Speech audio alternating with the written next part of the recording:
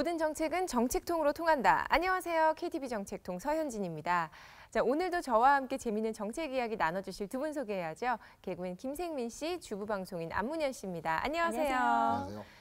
창조경제라는 얘기 들어보셨어요? 듣기는 많이 들어봤어요. 창조경 이번 정부 들어서 창조경제 했는데 뜻은 한마디로 말하자면은 상상이 현실이 된다.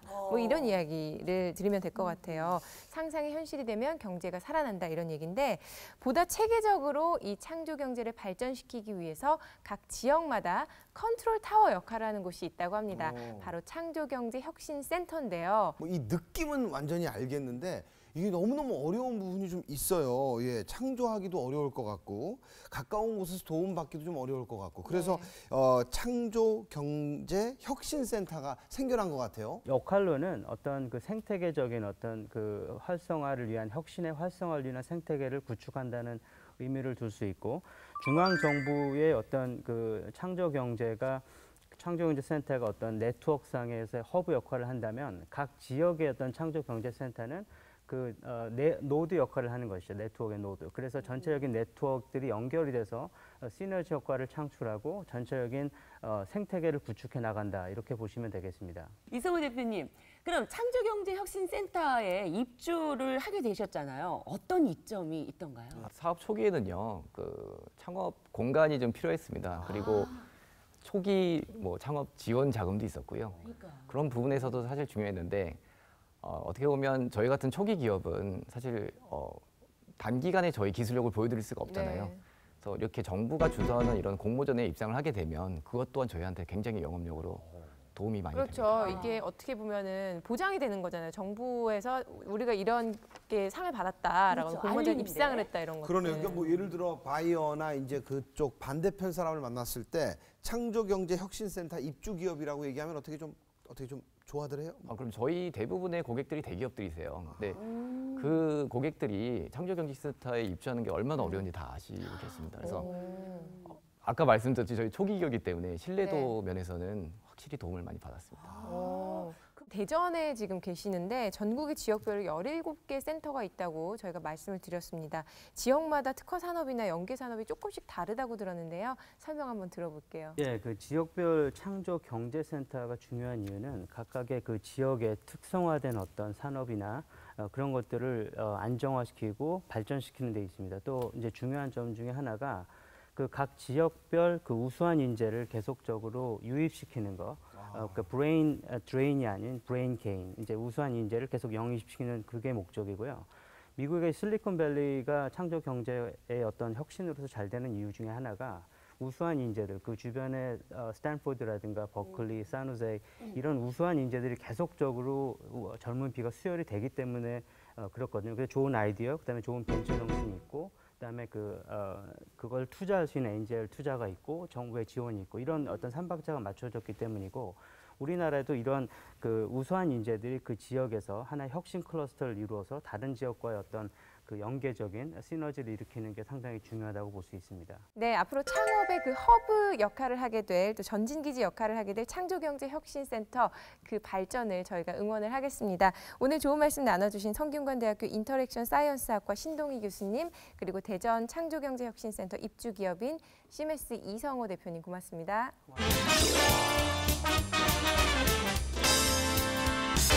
우리가 꼭 챙겨야 할 예방접종 혜택 이런 것들에는 어떤 것들이 있는지 구체적으로 알아보는 시간을 오늘 갖도록 하겠습니다.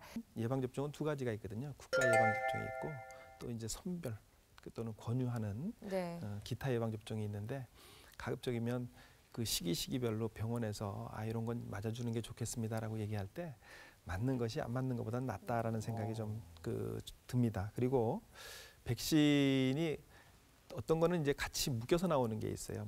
우리 그 홍역이라든지 또 풍진이라든지 볼거리라든지 이런 건 주사 하나에 같이 이제 묶여서 나온다든지 또 맞는 시기가 같은 게 있어요.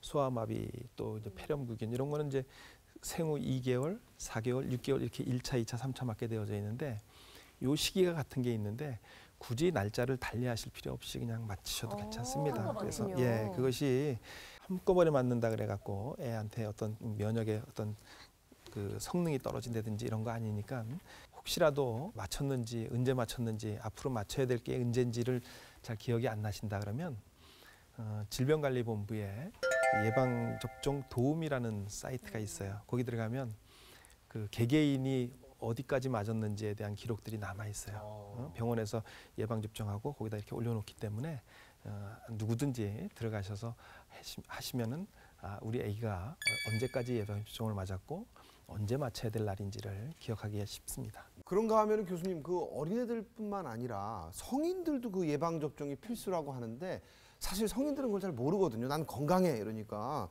그래서 그런지 이게 조사 결과 성인 예방 접종률이 현저히 낮다고 하는데 성인들이 맞아야 하는 예방 접종 어떤 것들이 있는 겁니까? 여러 가지 우리가 꼭 성인 예방 접종을 해야 되는 이유가 있는데요. 소아기 때 예방 접종을 미완료해서 항체가 형성이 안 되었거나 또는 항체가 형성이 됐다 하더라도 시간이 지남에 따라 항체 효과가 점점 조금씩 떨어지는 질환들이 많이 있기 때문에 반드시 성인에서도 추가 접종이 이루어져야 합니다. 네. 그리고 최근에는 워낙 여행들을 많이 하시다 보니까 해당 국가에서 유행하는 전염성 질환을 막기 위해서 예방 접종이 필요하고요.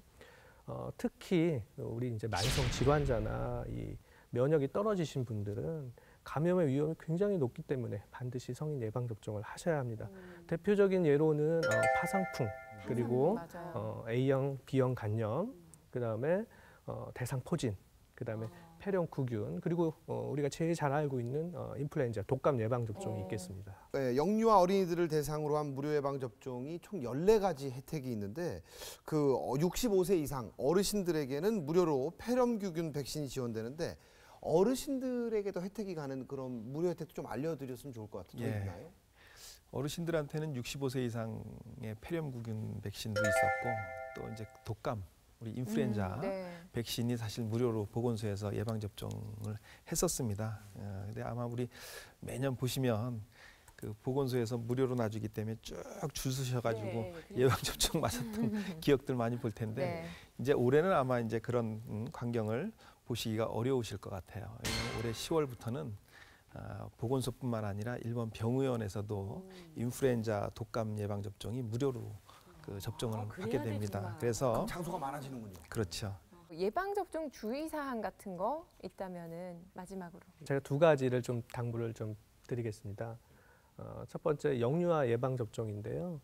영유아 예방 접종을 하러 오실 때는 반드시 그 영유아를 가장 잘 알고 있는 보호자가 오셔야 합니다. 그래야 이 예방 접종 전에 작성하게 되는 사전 예진표를 정확하게 작성하셔서 의료진에게 전달할 수가 있고요. 그다음에 접종 후에 생기는 아주 작은 이상 반응이라도 잘 발견할 수가 있겠죠.